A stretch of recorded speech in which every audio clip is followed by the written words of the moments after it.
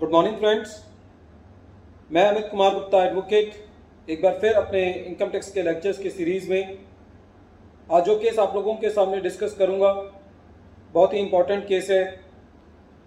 Case का नाम है assistant commissioner of income tax versus overtop marketing private limited. ये case 93 ITR tribunal page number 132 पे report हुआ। कोलकाता ITAT ने डिसाइड किया और मैटर 15 मार्च 2021 को डिसाइड किया गया।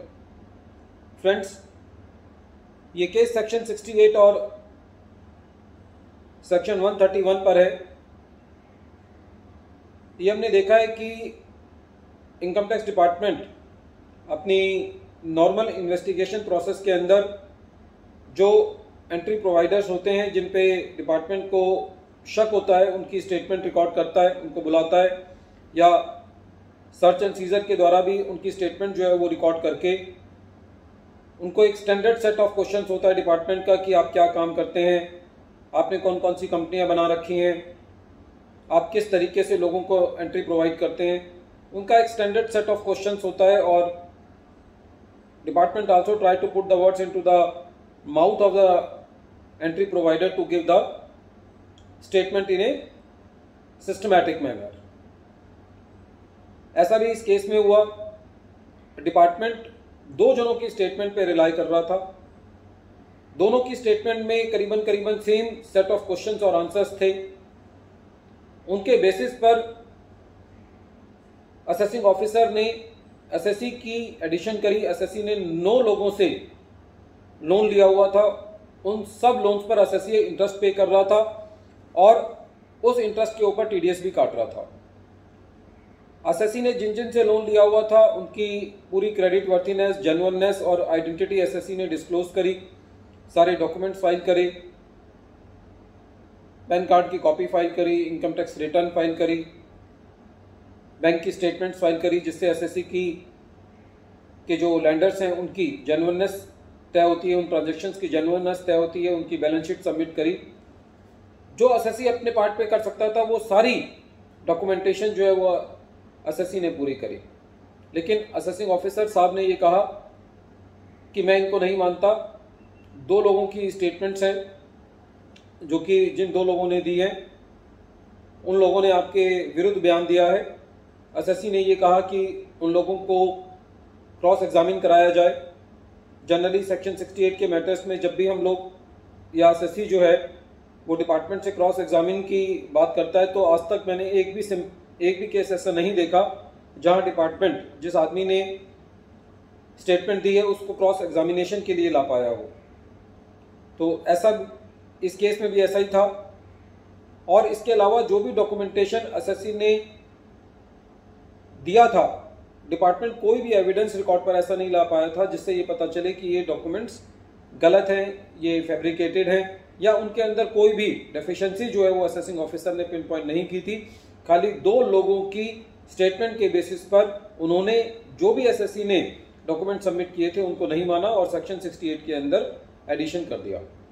इस केस में एक और यूनिक बात ये थी कि सीआईटी अपील से एसएससी को रिलीफ मिल चुका था। जनरली हमने देखा है कि जहाँ पे भी एंट्री का नाम आ जाता है वहाँ पे सीआईटी अपील से इतना बैकफुट पे चले जाते हैं और डिपार्टमेंट की एक तरीके से गोदी में जाके बैठ जाते हैं और जो असेसिंग ऑफिसर का ऑर्डर होता है उसी को जो है वो एक तरीके से रिपीट करते हैं। लेकिन इस केस में सीआईटी अपील ने एसएससी को रिलीफ दिया था और इसीलिए जो डिपार्टमेंट था वो आईटीएटी गया था। आईटीएटी ने ये कहा कि डिपार्टमेंट जो है वो 2 लोगों की स्टेटमेंट के अंदर एक standardized set of question and answers की दी हुई स्टेटमेंट्स को एसएससी की एडिशन के लिए जो है वो बेस नहीं ले सकता। और ये स्टेटमेंट्स क्योंकि एसएससी के एट द बैक ली जाती है, एसएससी के सामने नहीं ली जाती, तो इन स्टेटमेंट्स को जब तक एसएससी को उसकी कॉपी ना प्रोवाइड किया जाए और जिन लोगों ने वो स्टेटमेंट दी है उनको प्रोड्यूस ना किया जाए क्रॉस एग्जामिनेशन के लिए, तब तक आप उन स्टेटमेंट्स को एसएससी के अगेंस्ट यूज नहीं कर सकते और ये माना जाएगा कि वो स्टेटमेंट्स जो हैं वो as if there are no statements. So in this case the SSC got the relief, but according to me the assessee got the relief only when the assessee has done his complete homework by providing all the documentation of all the lenders like the copy of the bank statements, the copy of the income tax returns, who can prove the identity, creditworthiness and genuineness of the lenders. So only the assessee can fight at the upper levels of courts only when he has submitted all the requisite documents at the time of the assessment level. So this homework is very important, and it is also very essential that at the time of the assessment we should ask in our submissions that whatever the statements the department is relying upon, the department should give the adequate opportunity to the assessee to cross-examine those parties who have given the statements against the assessee.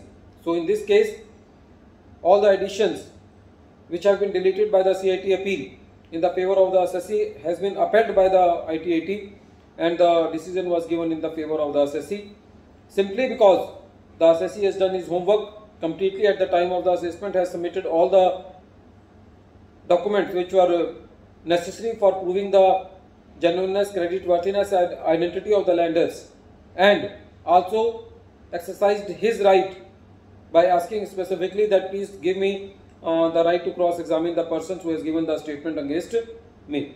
So friends, this case is very important in understanding the additions under section 68. So we should not lose heart, and if we will be strong enough in our documentation, then we can make the case in our favor. Friends, once again I am repeating the name of the case. The name of the case is Assistant Commissioner of Income Tax versus Overtop Marketing Private Limited.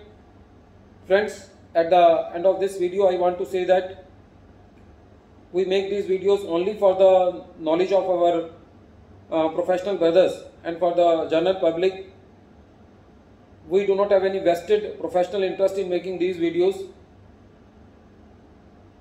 And apart from that, I also want to say that if you wish to receive the future notifications of my coming videos, then you can subscribe my channel and press the bell icon so that you may receive the future notifications.